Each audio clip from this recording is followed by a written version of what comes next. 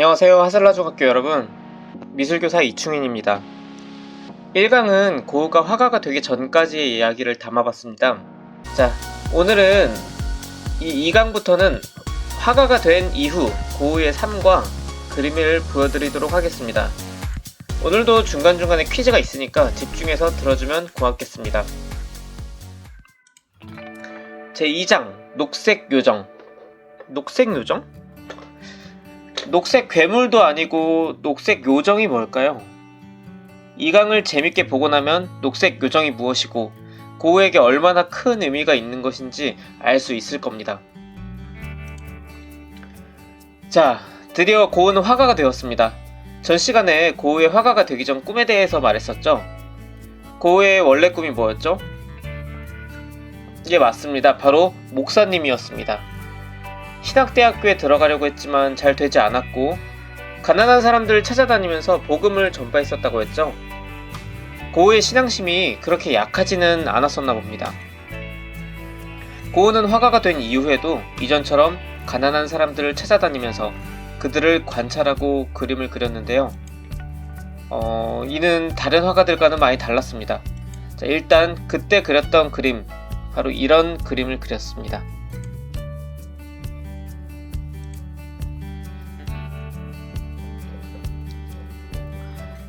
자, 당시 화가들은 그럼 어떤 그림들을 그렸을까요?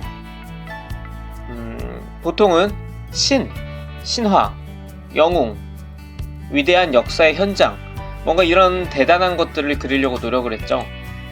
하지만 고우는 전혀 다른 시선으로 그림을 그립니다. 아까 얘기했듯이 그 당시 하찮다고 여기던 또는 뭔가 천하다고 여겼던 그런 가난한 사람들 옆에 붙어서 그들을 관찰하고 또 그림으로 그립니다. 단지 그냥 그 옆에 가서 그림만 그린 게 아니라 마치 전도 생활을 할 때처럼 그 옆에 가서 생활도 도와주고 그러면서 그림도 같이 그렸다고 합니다. 이 그림을 보면 이렇습니다. 1885년에 그린 감자 먹는 사람들. 자, 어떤가요? 우리가 흔히 알고 있는 고우의 그림과는 많이 다르죠? 우리가 알고 있는 그림들은 해바라기나 별이 빛나는 밤에나 그런 그림들처럼 이렇게 밝지도 않고 또 꽤나 사실적으로 그린 그림 같습니다. 초창기 고우는 왜 다른 화가들과는 다르게 왜 가난한 사람들을 그렸을까요? 이것이 첫 번째 질문입니다. 못 드는 사람들 위해서 다시 얘기하면은 초창기의 고우는 왜 다른 화가들과는 다르게 가난한 사람들을 그렸을까요? 이 질문에는 정답이 없습니다. 왜냐면은 아무도 알지 못하기 때문에요. 그 당시 고우의 생각은 아무도 알 수 없고 우리는 단지 그냥 이런 그림들을 보면서 당시 고우의 생각을 유추해볼 뿐 있겠죠. 자, 그래서 첫 번째 퀴즈는 고우는 그 당시 왜 다른 화가들과는 다르게 이런 가난한 사람들을 찾아다니면서 그림을 그렸을까? 첫 번째 질문입니다. 모두 잠시 화면을 멈추고 생각할 시간을 조금 가져보면 좋겠습니다. 그리고 메모지에 내 생각을 메모해주세요.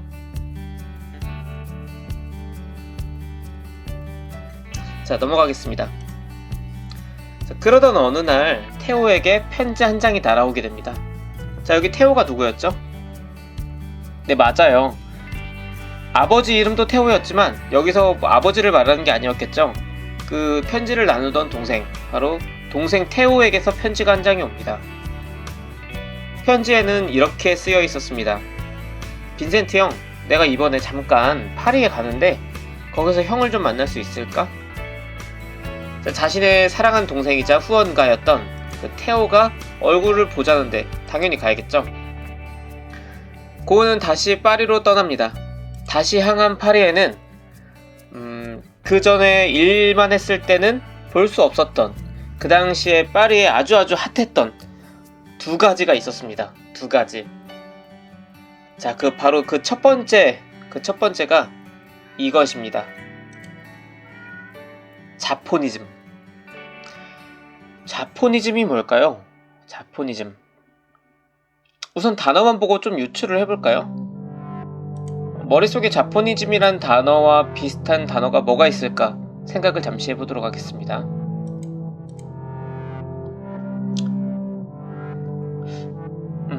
여러분 혹시 자본주의나 사회주의라는 말 들어본 적 있죠? 자, 무슨 주의. 자본주의는 영어로 캐피탈리즘, 사회주의는 소셜리즘이라고 하는데요.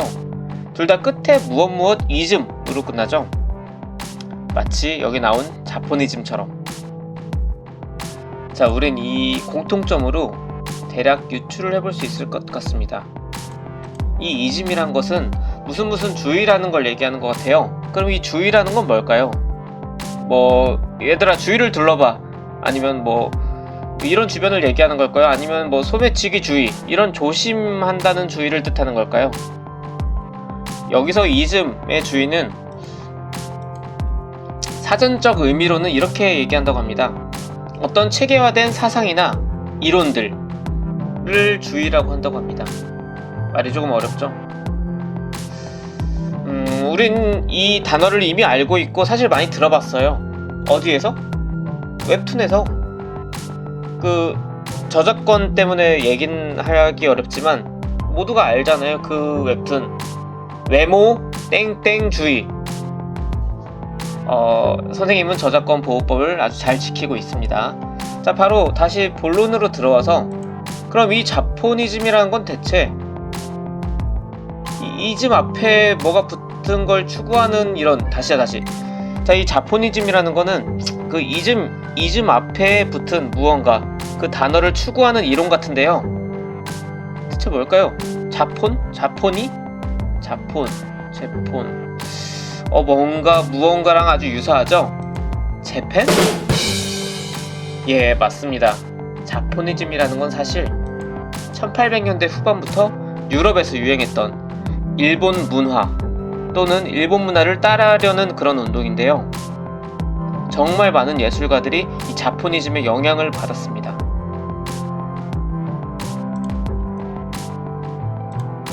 자, 그럼 그 자포니즘 작품엔 어떤 것들이 있었는지 잠깐 볼까요?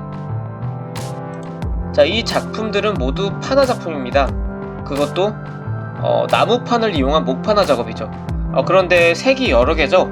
그래서 그냥 목판화라고 부르지 않고 우리는 이 판화를 다색 목판화라고 합니다. 다색 목판화. 자, 그런데 이런 그림들을 일본에서 부르는 용어가 따로 있어요. 일본말로. 바로 우키요에라고 합니다. 우키요에라고 하는데요. 굳이 우리말로 하자면은 이런 김홍도나 신윤복이 많이 그렸던 풍속화 정도가 되겠네요. 자, 그럼 빈센트 반 고흐가 테오에게 보냈던 편지를 잠깐 볼 건데요. 이 테오에게 보냈던 편지 중에는 이런 말도 있었습니다. 나는 일본 판화의 명료함이 부럽다. 그들은 붓질 몇 번으로 쉽게 인물을 그려낸다. 마치 외투에 단추를 달듯이 정말 쉽게 그렸다는 이야기 같은데요. 유화로 그림을 그릴 때는 몇 시간 또는 뭐 며칠을 그려지는 사람이 이 동양화에서는 붓질 몇 번만 그리면은 완성되는 걸 보고 아주 감명을 받았던 것 같습니다. 아무래도 시국인 만큼 선생님이 일본화에 대해서 설명하는 게 불편한 사람이 있을 수도 있을 것 같은데요. 하지만 역사는 역사인 거고, 이미 지나간 역사는 그냥 있는 그대로 받아들이는 것이 선생님은 좋은 태도라고 생각을 합니다. 네, 이어서 이 인상주의 화가들 중에 정말 유명한 사람이 한 명 있어요. 아마 많이 들어본 이름일 수도 있는데, 그 사람 중에 한 명이 모네라는 사람이 있습니다. 바로 클로드 모네라고 하는 사람인데, 이 클로드 모네가 그린 이 당시 일본 문화, 일본풍 물건들이 마음에 들었던 이 일본풍 물건들을 잔뜩 이 그림에다 넣은 기모노를 입은 여자라는 제목의 그림이 있습니다.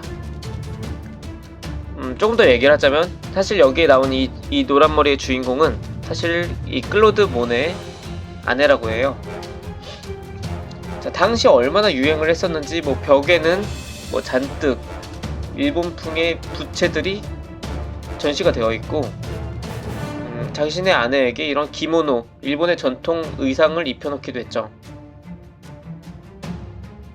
자, 다음 그림은 이 우타가와 히로시게라는 사람이 그린 이 우키요에를 보겠습니다. 자, 이 왼쪽에 그린 것이 바로 우타가와 히로시게라는 사람이 그린 다색 목판화 작품입니다. 자, 이 오른쪽에 있는 걸 보면요, 이게 사실은 고흐가 그린 거예요. 이 자포니즘이 얼마나 유행을 했는지, 지금 왼쪽 그림과 사실은 뭐 거의 똑같다고 봐도 좋겠죠.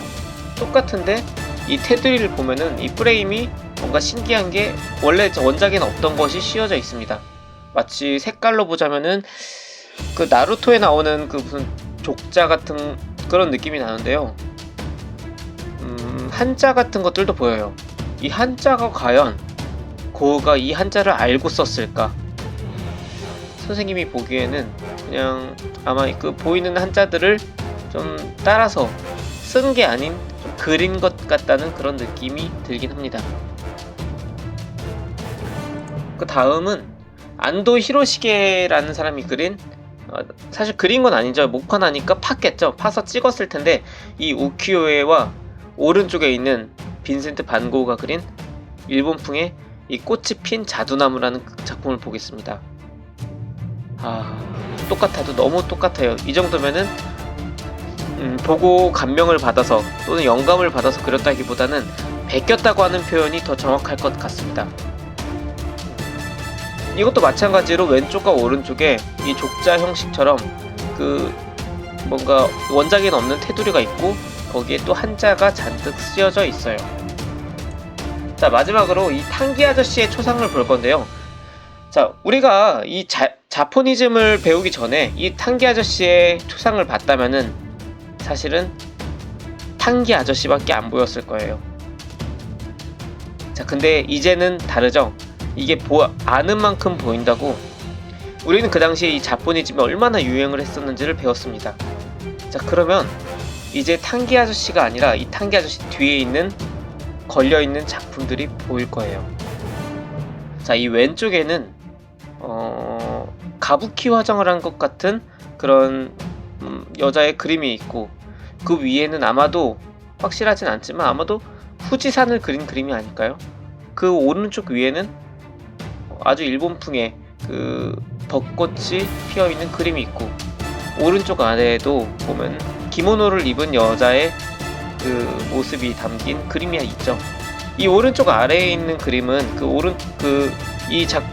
탕기 아저씨의 초상 오른쪽에 있는 이 자료 화면에서 보이듯이 이게 바로 그 당시 자포니즘이 유행을 해서 이 자포니즘, 그러니까 일본을 파리에 알리기 위한 그런 잡지였다고 합니다. 그 잡지의 표지인데요.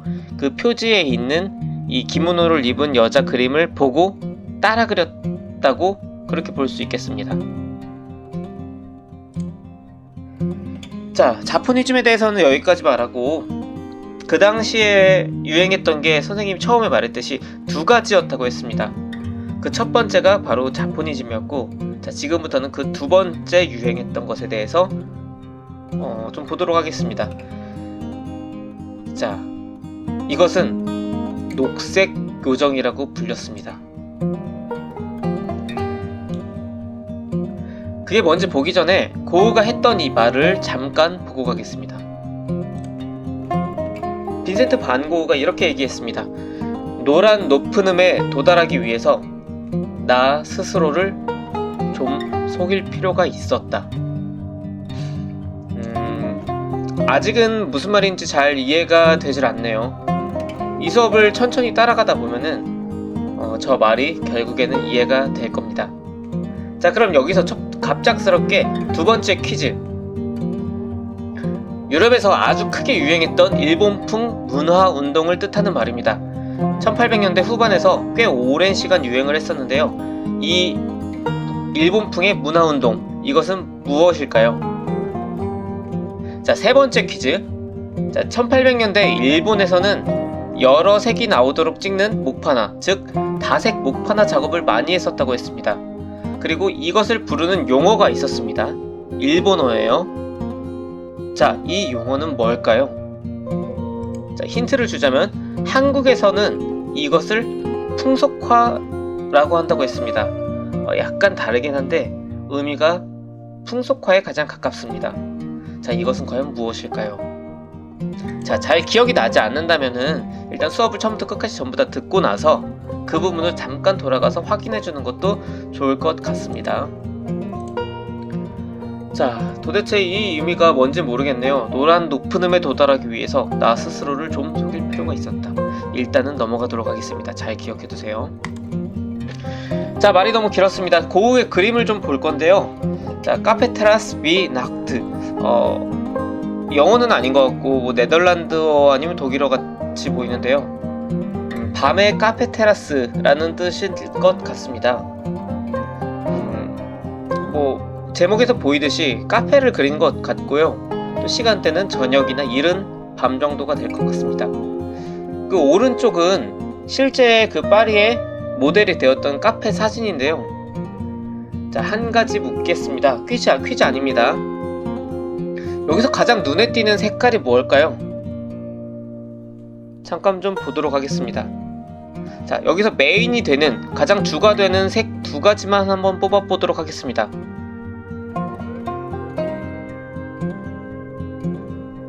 자, 어떻게 보셨나요? 골라보셨나요? 선생님이 보기에는 아마도 가장 첫 번째라고 하면 노란색이 될 것 같고, 두 번째라고 하면 파란색 또는 뭐 남색 정도가 될 것 같습니다. 자, 그럼 여기 다음 그림을 보도록 하겠습니다. Haystacks in Provence. 제목이 뭐 독일어 영어 왔다 갔다 섞여 있네요. 자, 이 프로방스라는 곳은 파리 근교에 있는 지명인데요. 이 프로방스에 있는 집더미를 그린 것 같습니다. 뭐 농사 짓고 남은 집더미를 그린 것 같아요. 대체 이걸 왜 그렸을까요? 이 집더미 뭐 하는 걸 대체 왜 그렸을까요? 질문을 한번 바꿔보도록 하겠습니다. 인상주의 화가들은 원래 바깥 풍경들을 자주 그리긴 했는데요. 그러면 그 이전의 사람들은 대체 어떤 것들을 그렸을까요? 이런 풍경들 안 그리고 그럼 뭘 그렸을까요? 원래 그 당시 화가들은. 아까 처음에도 잠깐 나왔지만 보통은 신 또는 신화, 그리스 로마 신화 알죠? 신화, 어떤 영웅의 이야기, 무언가 아주 가치 있고 대단하다고 생각하는 것들, 그런 역사적 사실들, 이런 것들을 많이 그렸는데요. 그럼 다시 질문하겠습니다. 퀴즈 아니에요. 대체 고흐는 그 사람들 그런 것들 그릴 때 이 집더미를 왜 그렸을까요? 생각을 좀 해보도록 하겠습니다. 적어도 신, 영웅, 뭐 그 이상의 뭔가 대단한 것을 그린 것 같지는 않은데요. 대체 이걸 왜 그렸을까? 그러면 이 그림들의 공통점을 한번 찾아보도록 하겠습니다. 자, 여러분 보이시나요? 공통점이? 자, 그리고 첫 번째 그림에서 물었던 질문을 다시 한번 해보도록 하겠습니다. 자, 이 Haystacks in Provence에서 가장 주된 색깔이 무엇일까요? 이번엔 두 가지를 뽑을 필요도 없이 한 가지만 뽑아도 충분할 것 같아요. 네, 아무래도 노란색이겠죠? 마치 뭔가 불에 활활 타오르는 것 같은 그런 노란색. 자, 일단 이 그림들을 보고 있으면 적어도 한 가지는 분명히 알 수 있을 것 같아요. 이 고흐가 노란색을 아주 좋아했던 것 같죠? 이 당시에 고흐는 이 노란색만 보면은 정말 환장을 하고 그림을 그렸습니다. 지나가다가 이런 집더미가 쌓여있는데 와, 노란색이다 하면은 바로 가서 그림을 그렸을 정도니까 이 노란색이 얼마나 미쳐있는지 어느 정도는 알 수 있을 것 같습니다. 자, 그러면 또다시 의문이 남습니다. 대체 왜 노란색은? 그래, 이 풍경 그리는 건 알겠어. 근데 이 노란색은 대체 왜 이런 것들을 찾아가 다니면서 그렸을까? 왜 이런 노란색들을 좋아할까? 고흐는. 자, 이 질문의 답을 찾기 위해서는 아까 자포니즘에 이어서 파리에 가장 이 당시에 정말 유행했다고 했던 그 두 가지 그 두 가지 중 두 번째 것을 알아야만 이 해답을 찾을 수 있습니다. 자, 그 두 번째 유행, 그것이 바로 이 초록 요정입니다. 영어로는 그린 페어리라고 하죠. 물론 진짜 요정은 아니었겠죠. 판타지 세상이 아닌 이상이야. 초록 요정은 사실 이것의 별명이었습니다. 바로 이것, 압생트라고 하는 술이죠. 뭐 위에 잘 보면 플랜트 리커, 식물로 만든 술 정도라고 쓰여 있고 압생트라는 이름이 쓰여 있습니다. 뭔가 맥이 좀 빠지는 느낌인데요. 여태까지 그렇게 유행했다고 하고 그 엄청난 무언가를 말할 것처럼 하다가 갑자기 결국 초록요정이라는 게 이 겨우 술이야? 라고 생각할 수 있겠는데요. 이 압생트는 도수가, 그러니까 알코올의 그 정도가 보통 40도에서 70도 정도 된다고 합니다.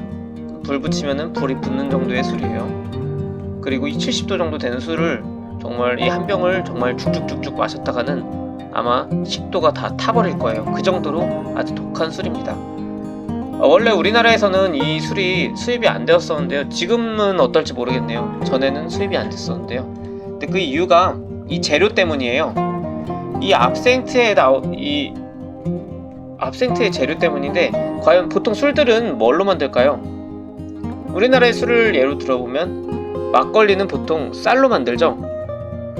맥주는 보리 또는 밀이 첨가제로 들어가기도 합니다. 소주는 보리나 옥수수 또는 아주 고급 소주에 한해서는 쌀로 만드는 것도 있다고 합니다. 근데 이 압생트에는 보통 세 가지의 약초를 주재료로 만들었다 그래요. 아까 플랜트 리커라고 돼 있었죠. 이 플랜트, 식물, 그러니까 이 보통 이런 곡물로 만든 술이 아니라 이 약초들을 써서 만들었다고 합니다. 그 중에 하나가, 이 세 가지 약초 중에 하나가 바로 쓴 쑥이라는 거예요. 우리나라 말로 쓴 쑥. 자, 쑥인데 너무 얼마나 쓴지 쓴 쑥이라고 이름을 붙였다고 합니다. 이 재료가 식약처에 허가가 안 나서 수입이 안 되었었다고 하네요. 자, 이름만 들어도 얼마나 쓴 쑥인지 알 수 있을 것 같은데요. 이 재료 때문인지 이 압생트라는 술은 정말 너무너무 쓰다고 합니다. 그래서 보통의 방법으로는 너무 맛도 없고 너무 써서 먹기가 힘들다고 하네요. 사실 저도 안 마셔봐서 잘은 모르겠는데 자료를 조사하다 보니까 마셔본 사람들이 그렇다고 하더라고요. 자, 그런데 여전히 의문이 풀리지가 않습니다. 이 술이 대체 뭐라고 그렇게 큰 유행을 탔을까요? 특히나 그 당시 예술가들에게. 자, 일단은 첫 번째, 돈 없는 예술가들, 특히 고흐처럼 돈 없는 화가들에게는 아주 싼 값에 취할 수 있는 그런 술이었습니다. 물론 지금 한국에서 구해보면 꽤나 비싼 술이에요. 하지만 그 당시에는 꽤나 쌌다고 합니다.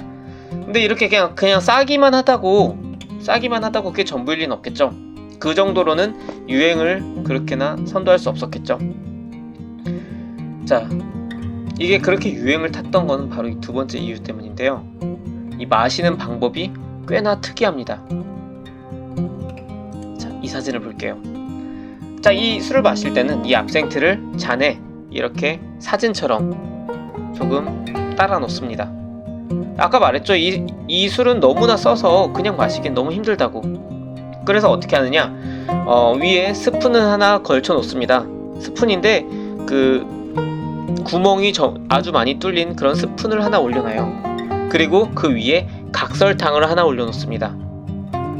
자, 그리고 그 위에다가 물을 한 방울씩 똑똑똑똑 떨어뜨릴 거예요. 마치 스포이드로 떨어뜨려 주듯이. 자, 그러면 어떻게 될까요? 이 각설탕이 물을 만나 녹으면서 그 흰색 설탕물이 되어서 밑으로 이 스푼에 있는 구멍으로 떨어져 내려오겠죠. 압생트에 그 물이 똑똑똑똑 떨어지면서 이런 식으로 섞인다고 합니다. 지금 이 마지막 사진에 보면 이 가운데 있는 이 술. 지금 이게 압생트에 이 설탕물이 섞인 모습이에요.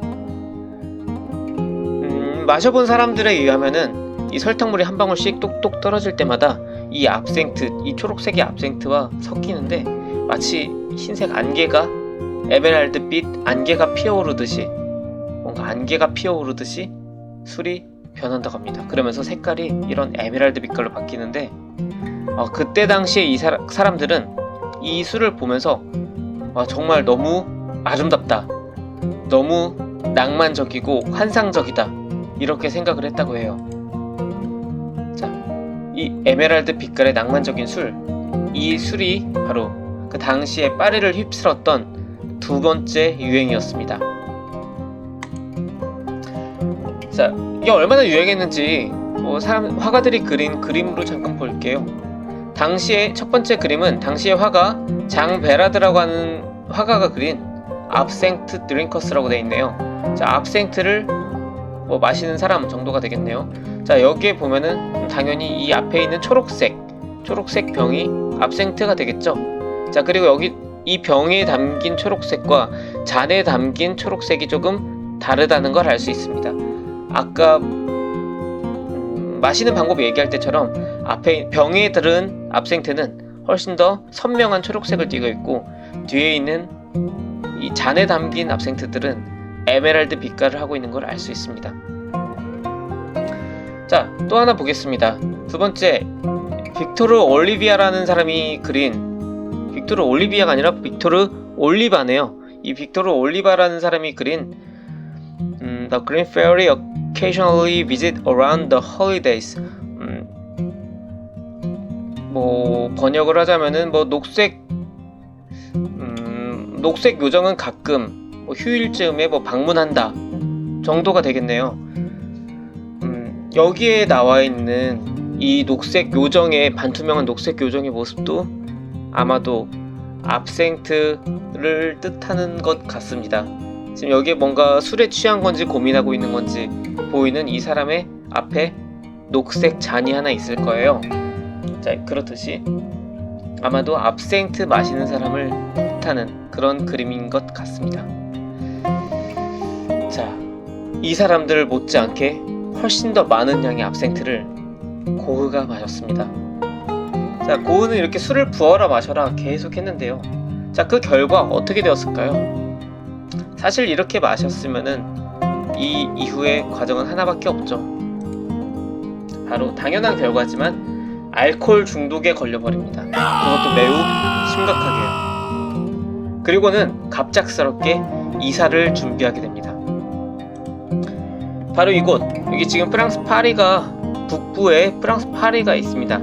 파리에서 내려오다 보면은 리옹이라는 곳이 있고, 거기서 더 내려가면은 몽펠리에와 마르세유가 보일 겁니다. 몽펠리에와 마르세유 사이에 있는 이 아주 조그마한 마을인데요.